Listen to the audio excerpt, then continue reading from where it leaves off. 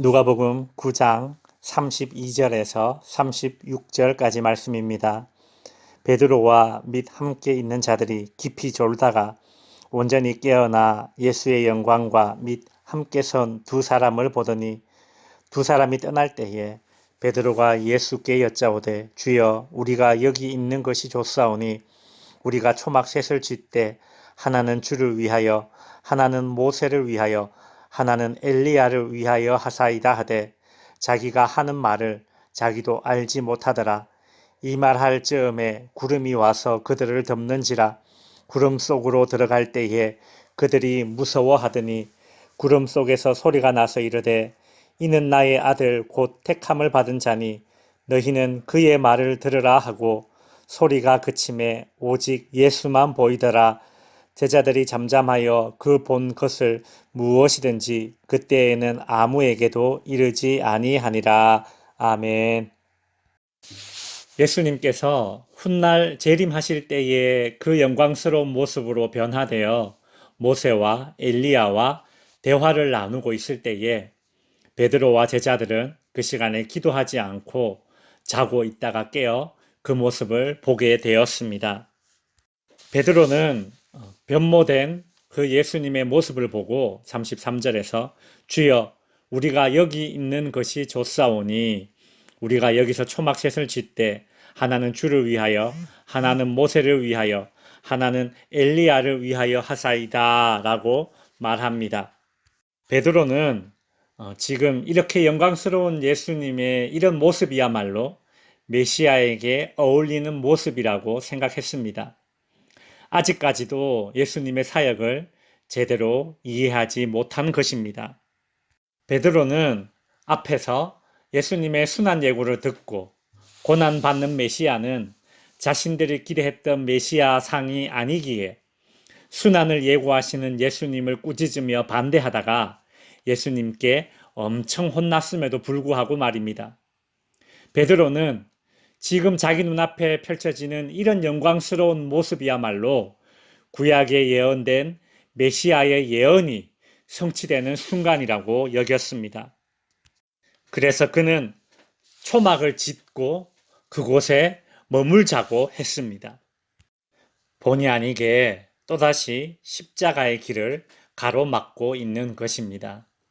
예수님을 위해, 모세를 위해, 엘리야를 위해 초막을 짓겠다는 말이 얼핏 보면 신앙적인 헌신과 열정으로 들리지만 사람의 일만 생각하여 하나님의 계획을 가로막는 아주 인간적인 그런 제안이 되는 것입니다. 베드로가 할 일은 예수님의 길을 제안하는 것이 아니라 예수님의 가르침을 듣고 따르는 것입니다. 쉽게 바뀌지 않는 이 베드로의 메시아가는 교정되어야 합니다. 그래서 곧이어 나오는 이 하늘의 음성은 베드로의 생각을 교정해 줄 것입니다. 34절에 보시면 이때 구름이 와서 제자들을 덮었고 제자들은 구름 속에서 무서워하고 있습니다. 구약에서 구름과 불은 하나님의 임재를 상징했습니다. 출애굽한 이스라엘 백성들을 불기둥과 구름 기둥이 앞에서 인도하였고 출애굽기 19장에 보면 하나님께서 시내산에 임하실 때에 불과 구름이 있었고 출애굽기 40장에서는 구름이 성막을 덮었고 또한 솔로몬이 성전을 다 지었을 때에도 구름이 그 성전에 가득하였습니다.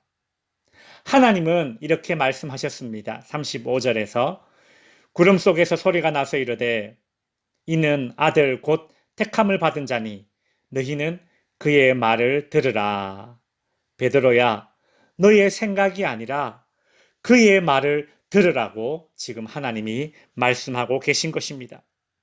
베드로와 예수님 사이에 메시아관에 대한 갈등이 있었는데 지금 이 사건을 통해서 예수님의 오르심이 확증된 것입니다. 베드로와 제자들의 이 메시아관을 교정하라고 하나님이 친히 말씀하신 것입니다. 너무나 강렬한 이런 초자연적인 현상 앞에서 제자들은 두려워 떨게 되었습니다. 마태복음에 보면 예수님께서 두려워하고 있던 그 제자들을 만지시며 안심시켜 주었다고 합니다. 그리고 제자들이 정신을 차리고 보니 36절 소리가 그침에 오직 예수만 보이더라 라고 하지요.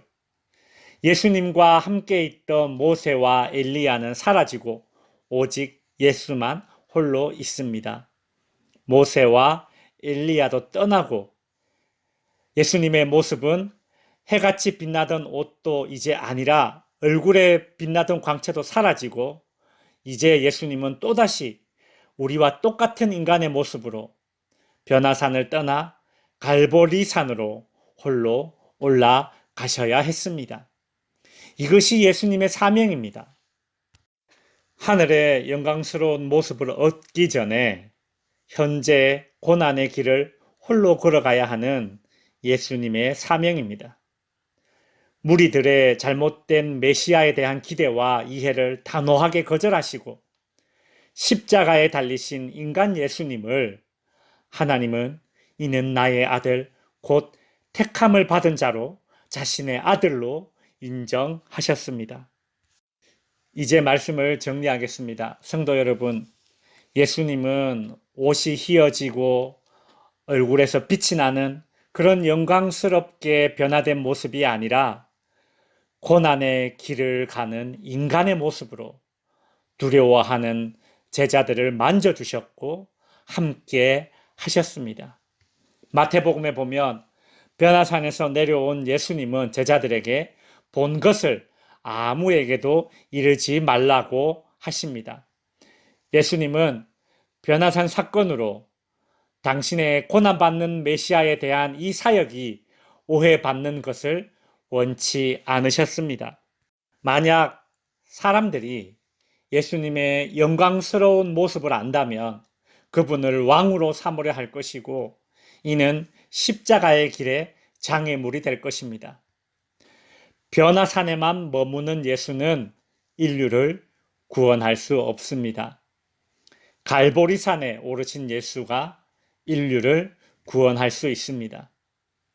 변화산은 머물기 위한 산이 아니라 갈보리산으로 올라가도록 하나님께서 격려하기 위해 허락하신 산입니다. 그것이 변화산의 의미입니다. 예수님이 제자들에게 변화산의 영광을 보여주신 이유는 제자들이 그분의 십자가 죽음에도 절망하지 않고 하나님 나라를 바라보며 앞으로 나아가도록 하시기 위함인 것입니다. 결국 세상을 구원할 메시아는 고난의 길을 다 걸으신 후에야 영광으로 들어가실 것입니다. 복음은 고난과 죽음을 통과해야 하는 것입니다. 제자들은 바로 이런 하나님의 관점에서 새로운 시야를 가져야 했습니다. 마찬가지 오늘 우리도 이 땅의 교회도 영광을 취하는 자리에 머물려 하지 않고 하나님의 관점으로 우리의 삶을 조망하고 세상을 바라보아야 할 것입니다. 변화산이 종착지가 아니듯 예수님에 대한 신앙 고백이 우리 신앙의 종착지가 아니고 갈보리산에 오르신 주님을 따라가 종국에는 저 영광의 시온성에서 하나님을 배우는 성도들이 되시기를 주님의 이름으로 축원드립니다.